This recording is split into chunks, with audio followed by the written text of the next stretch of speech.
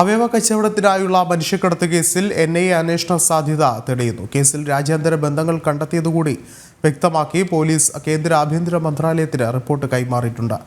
UAPA ചുമത്തിയിട്ടില്ലെങ്കിലും IPC 370 ചുമത്തിയ കേസിൽ ദേശീയ അന്വേഷണ ഏജൻസിക്ക് അന്വേഷണം നടത്താം. മനുഷ്യക്കടത്ത്, ഗൂഢാലോചന, വഞ്ചന കുറ്റങ്ങളാണ് നിലവിൽ പ്രതികൾക്കെതിരെ ചുമത്തിയിട്ടുള്ളത്.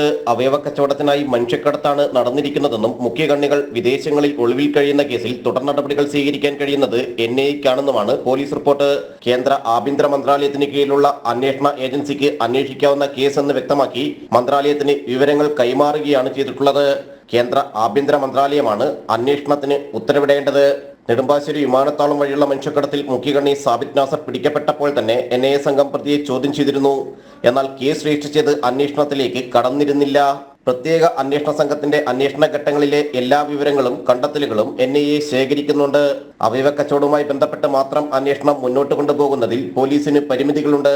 പോലീസ് അവയവക്കടത്തിൽ മെഡിക്കൽ വിദ്യാഭ്യാസ ഡയറക്ടർക്കാണ് റിപ്പോർട്ട് നൽകുക. 1994 ഹ്യൂമൻ ഓർഗൻ ട്രാൻസ്പ്ലാന്റേഷൻ നിയമപ്രകാരം മെഡിക്കൽ വിദ്യാഭ്യാസ ഡയറക്ടറുടെ റിപ്പോർട്ട് പ്രകാരം കോടതി നേരിട്ട് വിചാരണ നടത്തും.